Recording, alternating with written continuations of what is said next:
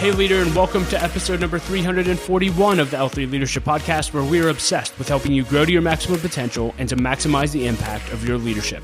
My name is Doug Smith, and I am your host, and today's episode is brought to you by my friends at Bare Tongue Advisors. If you're new to the podcast, welcome. I'm so glad that you're here, and I hope that you'll enjoy our content and become a subscriber. Know that you can also watch all of our episodes over on our YouTube channel, so make sure you're subscribed there as well. And if you've been listening to the podcast for a while and it's added value to your life, it would mean the world to me if you'd leave us a rating and review on Apple Podcasts, Spotify, or whatever app you listen to podcasts through. That really does help us to grow our audience and reach more leaders. So thank you in advance for that. In today's episode, you'll hear my conversation with Chad Willardson, and I first heard Chad on another podcast. He was doing an interview with Dan Sullivan of Strategic Coach, and I was blown away by the content that he shared about his book called Smart, Not Spoiled, and I thought I have to interview this guy. I want to spend time with him and learn from him. He has so much wisdom, and our conversation did not disappoint, and I'm so glad that I get to share it with you. And so if you're unfamiliar with Chad, let me just tell you a little bit about him. Chad is the president of Pacific Capital, a fiduciary wealth advisory firm that he founded in 2011 that serves entrepreneurs and families. His best-selling first book, Stress-Free Money, has been featured in Forbes 21 Books to Read in 2021 and on NBC News and Yahoo Finance. In addition to serving the family office clients of Pacific Capital, Chad also manages the $450 million investment portfolio as the elected city treasurer of his community. Chad is recognized as one of the top wealth management experts in the country and has appeared on the Wall Street Journal, Forbes Inc., U.S. News and World Report, Investment News, Entrepreneur, and Financial Advisor magazines. He lives in Southern California with his wife, Amber, and their 5 children. That's right, 5 children. And in our conversation, you'll hear us talk all about raising kids who are smart and not spoiled. We also talk about his new book that is just coming out. You can actually purchase it today, which is geared towards helping entrepreneurs with their mindsets, and you'll love that as well, and we talk about that. So you're going to love this conversation, but before we dive in, just a few announcements. This episode of the L3 Leadership Podcast is sponsored by Bare Tongue Advisors. The financial advisors at Bare Tongue Advisors help educate and empower clients to make informed financial decisions. You can find out how Bare Tongue Advisors can help you develop a customized financial plan for your financial future by visiting their website at baretongueadvisors.com. That's BERATUNG advisors.com. Securities and investment products and services offered through LPL Financial, member FINRA and SIPC. Bare Tongue Advisors, LPL Financial, and L3 Leadership are separate entities. I also want to thank our sponsor, Henny Jewelers. They're a jeweler owned by my friend and mentor, John Henny. My wife, Laura, and I got our engagement and wedding rings at Henny Jewelers and had a wonderful experience. And not only do they have great jewelry, but they also invest in people. In fact, for every couple that comes in engaged, they give them a book to help them prepare for marriage, and we just love that. So if you are in need of a good jeweler, check out hennyjewelers.com. And with all that said, let's dive right in. Here's my conversation with Chad Willardson. Well, hey, Chad, thank you so much for willing to be willing to do this interview.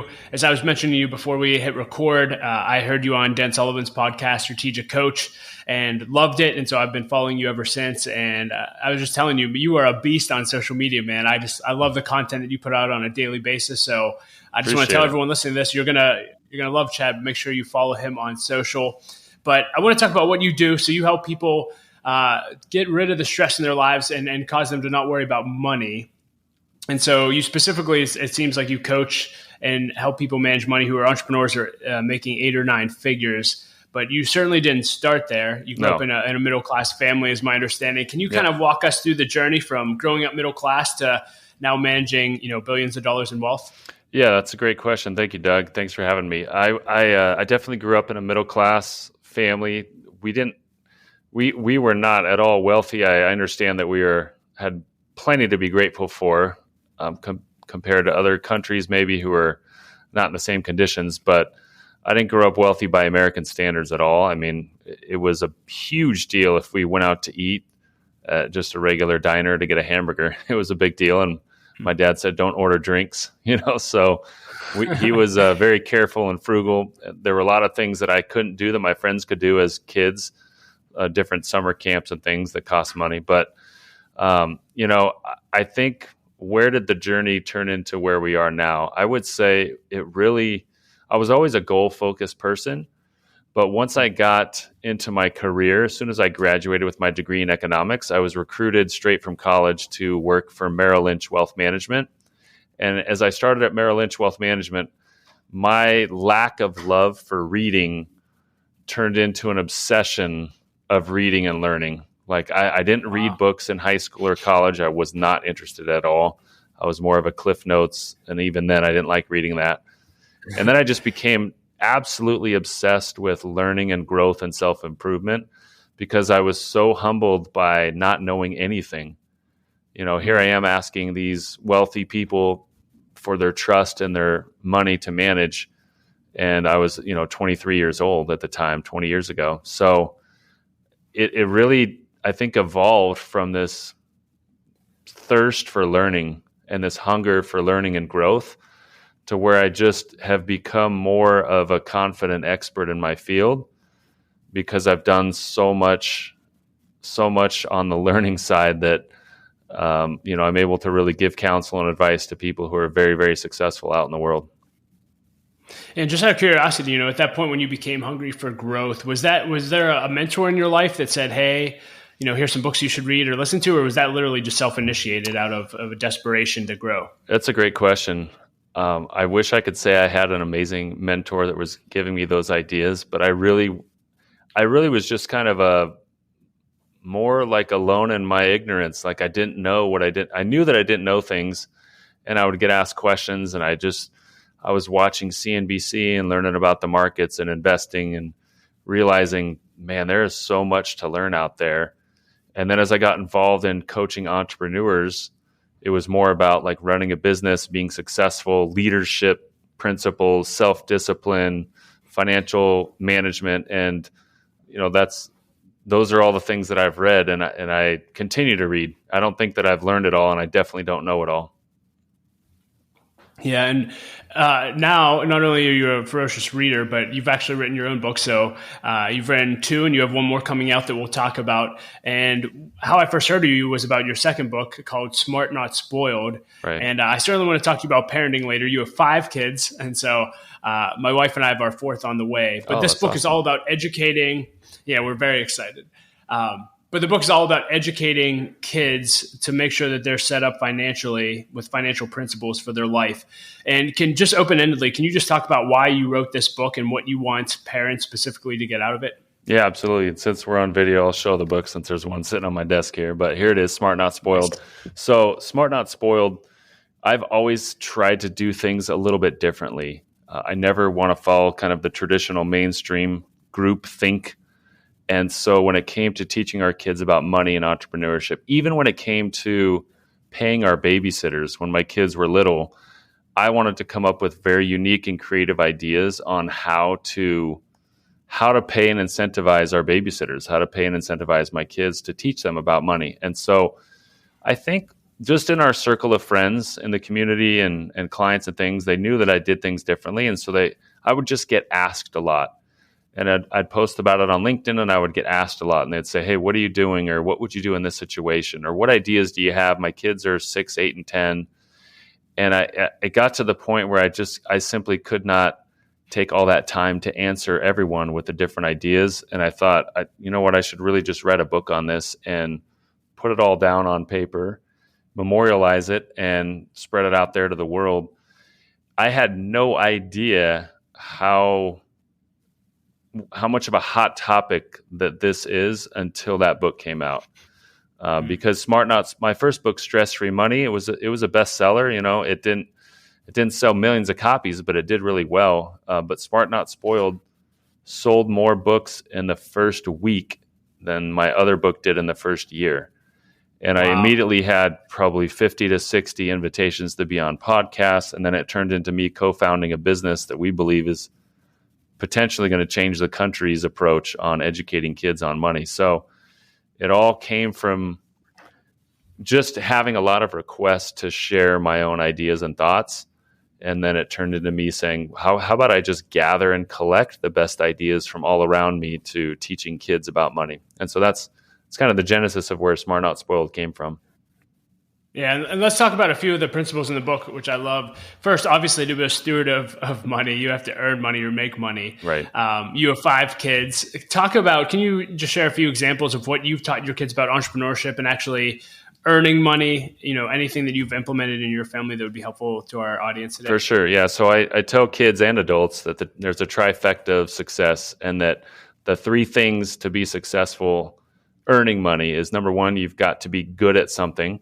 Number two, you've got to enjoy it. And number three, people need to be willing to pay you for it. And if you have two of those three, it doesn't work. So if I love art, I love to paint, and people, yes, they're willing to pay for art and paintings, but I'm not good at it. That's not the trifecta of success. That's not going to work. So if I'm really good at accounting and people are willing to pay for accounting, but I absolutely despise it and I hate it, that's not a successful formula. So what I teach my kids and other adults is really find something that has all three. Be good at something, enjoy it, and make sure people are willing to pay you for it. And so my youngest is 7 years old. My other kids are 17, 15, 12, and 9. And the older four kids each have their own little small business that they run. My oldest daughter she's an Air Jordan sponsored basketball player. So she's nationally ranked. She's a great basketball player. So she does basketball trainings for young kids, and she will have 10 to 15 kids at a session, and she might make $150 to $200 in an hour and a half. And she's doing something that she loves and that she's good at, and people will pay a lot of money for it. She's not making $12 an hour, flipping hamburgers. She's doing something that she really likes. So my son, who's 15, he's actually pretty artistic, and we found a way for him to get involved in spray painting curbs and addresses. So he goes door to door, and he has a little curb painting business, and he's learned a lot about sales skills and talking to strangers, and he's done really well. I think he'll end up doing 2 to 3 curbs an hour, which will get him, if you can include tips, $80 to $100 an hour. My middle son loves animals. He's a gentle giant, huge kid, but he loves animals. And so he's got a dog walking business. And so he's got dogs that he walks around in the neighborhood, and I think he gets, I want to say $20 to $25 per half hour. So and he's only 12. So he's doing great. And then our youngest business owner she's 9. She doesn't make a lot per hour, but I guess if you multiplied it out, she does the trash cans in the neighborhood. She charges $1 per trash can. So it's not something she quite loves, I would say, but at least she's learning. She writes out her little invoices. I tell the neighbors they can't pay her until they get an official invoice. So it's just something that I think we can do better at. So is teaching our kids to be creative and earn money. So if my kids have a birthday party, I've never paid for a birthday present. I'm not paying for their friends' birthday presents. They have to find a way to go earn money to go pay for their friends. And they appreciate it. If they're going to the movies on Saturday with a bunch of friends, or they're going to some activity, they're going to earn their own money. If they're asking to go to Disneyland for a big birthday party in the summer or something like that, they're going to earn the money to get there. So I'm going to give them opportunities to earn money, but they're not coming to the bank of mommy and daddy. And I think that's important because they feel a lot more self-confidence knowing that, hey, I can go earn money and achieve something, and then I can pay for myself. It's very empowering to young people. And on the entrepreneur front, is that something that you encouraged, or is that something that you required versus going to, like you said, work at a fast food restaurant? How did you encourage and foster that entrepreneurship? And do you believe that anyone could be an entrepreneur versus, good question, having to work for a company? I certainly don't want to give the impression that that's the only way to be successful or to make money, because that's not true. I think less than 3% of people are entrepreneurs. So most people will work for a small business, and they'll have that entrepreneurial spirit within the business. Like my teammates and employees at Pacific Capital, they're awesome. They're entrepreneurial. None of them own anything in the business except me, but I still consider them as part of an entrepreneurial company. For my kids, no, they've had jobs they do have jobs. Like my daughter also does volleyball training at a sports facility that I'm an owner of, and she'll go there Tuesdays and Thursdays, and she helps with the clinics, and she gets paid an hourly wage. My son has done some other work where he earns an hourly wage. So there's nothing against that. I just also want to show them that they can do other things that's outside the box. They don't have to be dependent upon working at the movie theaters or working at the fast food joint just to make $1. Yeah, and I know when your kids were younger, so I have a 6-year-old, 4-year-old, 1.5, and one on the way. Right. I believe you said in the book you never believed in an allowance. You don't just give money Correct. to kids for whatever. And you actually paid. You had a chore chart, and you would pay them, and they got to. It wasn't, hey, this is what's required, but if you want to earn money, here's Yep. the tasks. Correct. Here's how they pay. Is that what you did? And then how did you determine, what tasks they didn't get paid for? They were just part of the family versus Some of the basic stuff is like making your bed and brushing your teeth, and they each have their own. We call them helpers. We don't call them chores. So they have helpers. Like they've got one of the kids is setting the table, clearing the table. One of the kids is doing the dishes. One of the kids is taking out the garbage cans and things like that, making their bed. That stuff is because you live here. You're going to do some stuff. But the above and beyonds where they can earn money, I'm trying to incentivize a little more extra effort. And I always leave creative space for them to essentially just look around and find opportunities. So that's I share some examples in the book of that where they found something that needed to be done and said, Dad, I think this is how much it's worth. What do you think? And we had a little negotiation and they got paid for their work. So I think it's important to teach kids the correlation between effort and work and compensation and rewards, and not this entitlement dependency where it's just like, well, I'm here for another week. I survived a week, so where's my money? Yeah. So we talked about earning a little bit. Now let's talk about stewardship. So, you talk about investing in the book. What are some things that you've done with your kids and you'd recommend parents do when it comes to investing early? Yeah, so my kids each have Roth IRAs, and they earn money, and so because they earn money, they can contribute to the Roth IRAs. They also have college 529 accounts. I actually talk to them about the investments that we're making in those accounts. The older kids get to be more involved in choosing what kind of stocks or things are in those accounts. The younger kids, I'm just essentially showing them and trying to get them familiar with it. The kids all open their own bank accounts at age 7. It took a little negotiation with the bank branch managers because they're trying to tell me that there's certain ages they have to be, but I like sending them up in line to deposit money on their own. Like I don't get in line with them when we're at the bank. They go up there, and even the 7-year-old, he's got his little, I think it's like just an ATM deposit card, and he's got some cash that he earned, and he goes up and tells the lady, I need to make a deposit. And they're looking around for a parent, beautiful. And I'm way back in the corner, like hiding. But I think it's important to get them used to these kinds of situations, logging into a financial account, looking up investments, walking into a bank. So it's not so scary once they're out on their own. Yeah, and with that, I'm just curious. You said they have their own Roth IRAs, their own 529s. Is that something that, do you encourage them, hey, for every dollar you earn, I want you to put X amount into the Roth IRA, X amount into the 529? Do you guys match it at all? I'm just curious from how you guide that. Yeah, so we do match what they save. We do match what they save in their savings account and in their investment account. So I'm getting them used to a little bit like a 401k match, but I don't tell them necessarily a percentage, but if they were saving and investing below 20%, then I probably would have a talk with them. But it seems like they're so motivated to put as much as they can away that I don't really have to bug them about it. So that's, I think that's probably just from training and talking to them about the value of what it could turn into. The second my son was 14 and I talked to him about saving and investing $100 a month and what it could turn into after 40 years. And his eyes lit up and he was like, wait, are you serious? And then he said, well, what if I did $200 a month? and we did the math together on the calculator and he was just like, oh my gosh. So it was like this intrinsic motivation once it clicked. And so my older kids have listened to the audiobook of Smart Not Spoiled. My younger 3 have not, but we've just talked about the principles. But I think it's important to incentivize good behavior.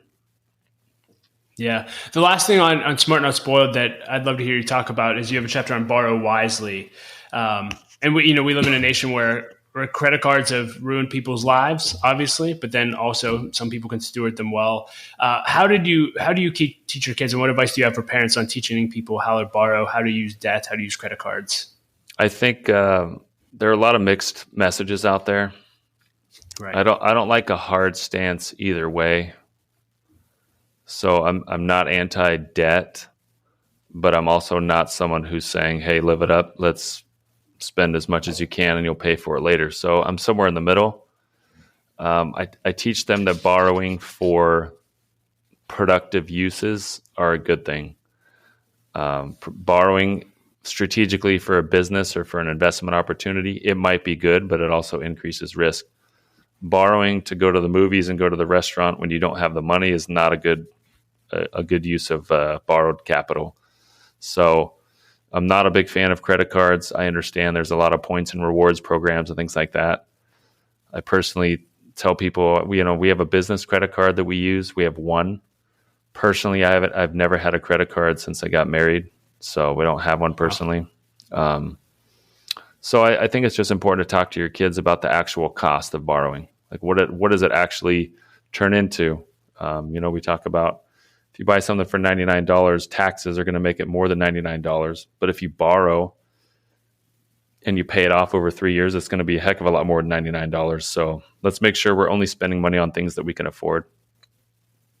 So good. Well, again, I read the book. It added massive value to my life. And I know my kids' lives will be different because of it. So thank you for that. And again, if you haven't read that book, I encourage you to get it. We'll include a link in the show notes. I do want to spend a few minutes. I know you're also very passionate about entrepreneurship and you work with entrepreneurs exclusively.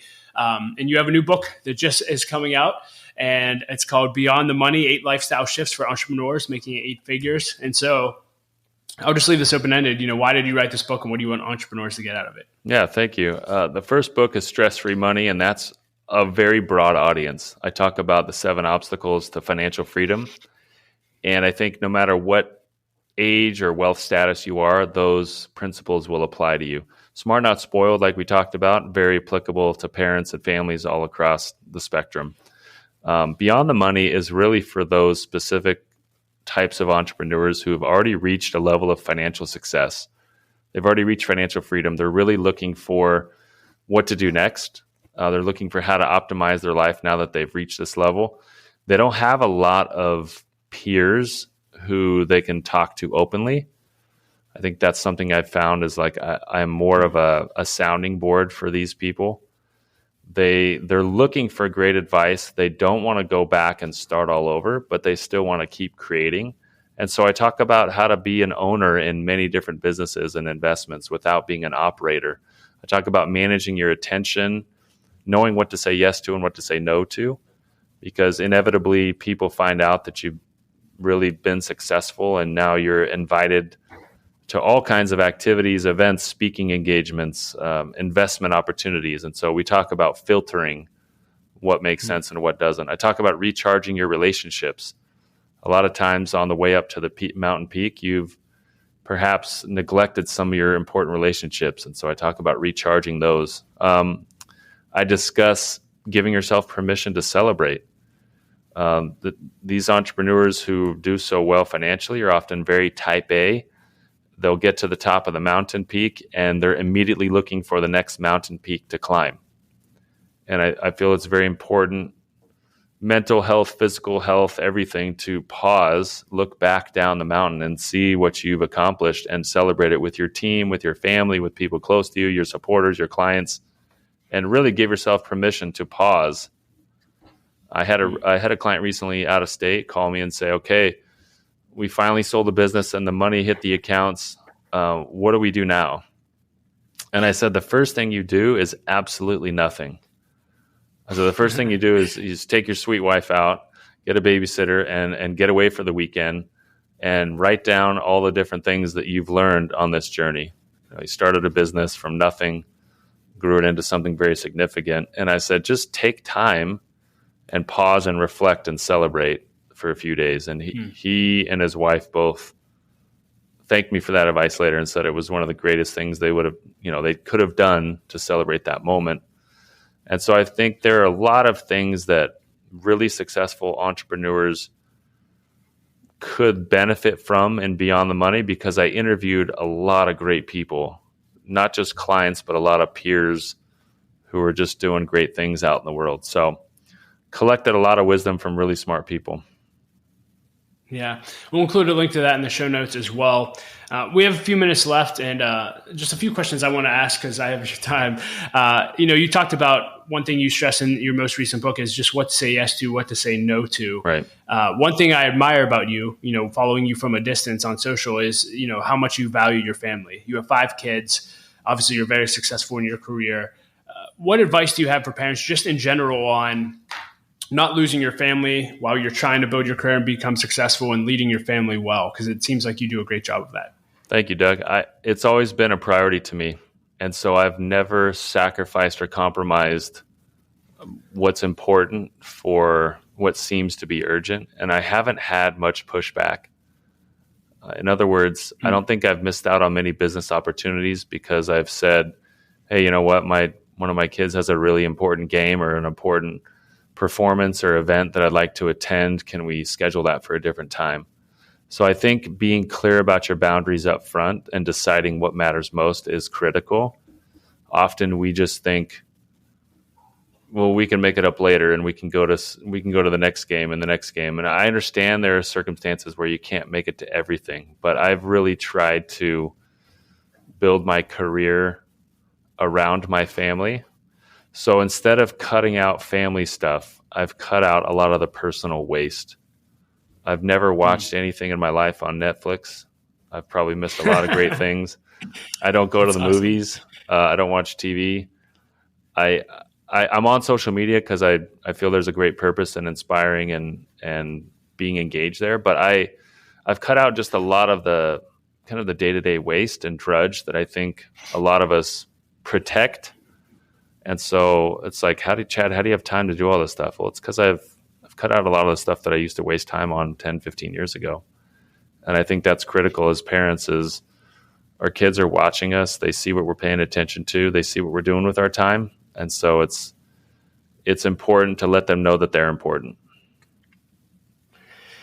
Oh, Chad, this has been a great conversation. Again, I can see you live out your values every day. Thank you for, again, I know we talked about platform, but again, you've inspired me through your content daily. So if you're not following Chad, make sure that you do that. And thanks for all the books you wrote. Again, we'll include links to all of that. Encourage you to get a copy of each of those. And Chad, just as we end today, anything else you want to leave leaders with as we close? Yeah, you know what? One thought we didn't touch on, but if you add it in the show notes, this is an interesting thing that came from Smart Not Spoiled. So I co-founded a business called Gravy Stack. Gravy Stack, we are taking on the banks across the country for financial literacy for kids. So we've created a game that's an app that teaches financial literacy. Kids love to be on screens. They're on screens anyway. We're giving them a way to be on screens in the way that mom and dad are very happy about. So it's got a debit card attached to the account, and kids are able to play games and learn the financial principles in Smart Not Spoiled. We've raised, I think, close to $8 to $10 million from a lot of significant investors in the kids space, in the gaming and kids learning space. And I'm really excited about it. I think it's going to be live hopefully by the end of 2022. If not, then for sure in the first quarter. But for less than $5, I believe, a family can have access to the game and the debit cards for up to 5 kids. So we're really trying to promote financial literacy using technology and using gaming, and that's something I'm very excited about. So we took Smart Not Spoiled and turned it into a business, basically. That's beautiful. Well, Chad, thank you for your time. Thank you for adding value to me and everyone that will listen to this, and hopefully we'll get to do it again someday. Thank you, Doug. Appreciate it. Well, hey, leader, thank you so much for listening to my conversation with Chad. I hope that you enjoyed it as much as I did. You can find ways to connect with him and links to everything that we discussed in the show notes at l3leadership.org/341. And leader, as always, the new year is coming up. I want to challenge you that if you want to 10x your growth this upcoming year, then you need to either launch or join an L3 Leadership Mastermind Group. Mastermind groups have been the greatest source of growth in my life over the last 7 years. And if you don't know what they are, they're just simply groups of 6 to 12 leaders that meet together on a consistent basis for at least 1 year in order to help each other grow, go after their goals, hold each other accountable, and to do life together. So if you're interested in learning more about masterminds, go to l3leadership.org/masterminds. And as always, I like to end every episode with a quote, and I'll quote Rick Warren today, who said this. He said, "If you want to call the shots, you have to be willing to take the shots." Boom. I hope you enjoy this episode. We say it every time, but Laura and I love you. We believe in you, and keep leading. Don't quit. The world desperately needs your leadership. We'll talk to you next episode.